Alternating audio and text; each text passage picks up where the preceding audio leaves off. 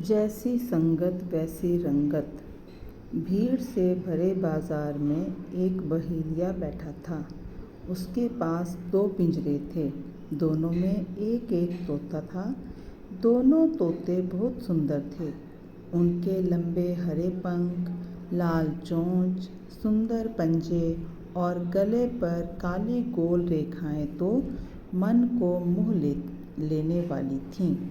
बहेलिये ने एक तोते के पिंजरे पर उसका दाम 1000 रुपये लिख रखा था तो दूसरे तोते का केवल 10 रुपये।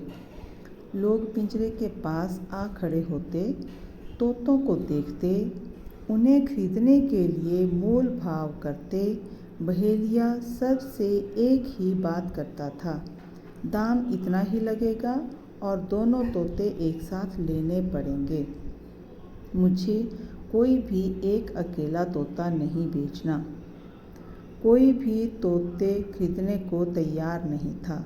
उन्हें उनके दामों में इतने बड़े अंतर का रहस्य समझ में नहीं आ रहा था। उन्होंने उससे उस अंतर के बारे में पूछा। तोते वाले ने कहा, आप इन्हें ले जाएं, आपको अंतर स्वयं मालूम हो जाएगा। एक व्यक्ति ने कुछ देर सोचकर दोनों तोते खरीद लिए। वह उन्हें अपने घर ले गया। उसमें 1000 वाले तोते के पिंजरे को अपने कमरे में एक खिड़की के पास टांग दिया। रात को जब सोने से पहले उसने कमरे की रोशनी बंद की तो तोता बोला, शुभ रात्रि।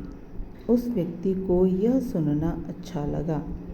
अगली सुबह जैसे ही उसकी आँख खुली वैसे ही तोता बोला, राम राम।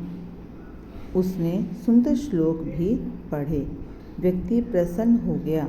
दूसरे दिन उस व्यक्ति ने दूसरे पिंजरे को अपने कमरे में टांगा। रात को जैसे ही अंधेरा हुआ वैसे ही तोता पिंजरे से बोला, अबे बंद कर रोशनी, सोने भी दे। क्या उल्लू है तू? रात भर भी जागेगा क्या? व्यक्ति यह सुनकर गुस्से से उठा, पर कुछ सोचकर उसने रोशनी बंद कर दी।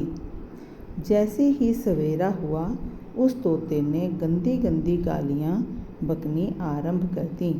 व्यक्ति की नींद खुली। उसने गालियाँ सुनी। उसे बहुत बुरा लगा और गुस्सा भी आया।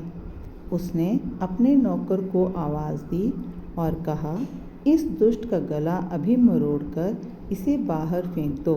पहला तोता पास ही था। उसने नम्रता से कहा, श्रीमान, इसे मत मरवाओ, यह मेरा सगा भाई है। हम एक साथ जाल में फंसे थे। मुझे एक महात्मा जी ले गए थे। मैंने उनके यहाँ ईश्वर का नाम लेना सीख लिया। इसे एक बदमाश ने ले लिया था। इसने वहाँ गंदा बोलना और गाली देना सीख लिया। इसमें इसका कोई दोष नहीं है।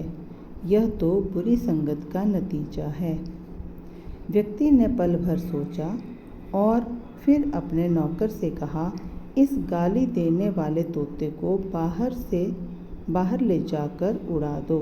इसे घर में मत रखो।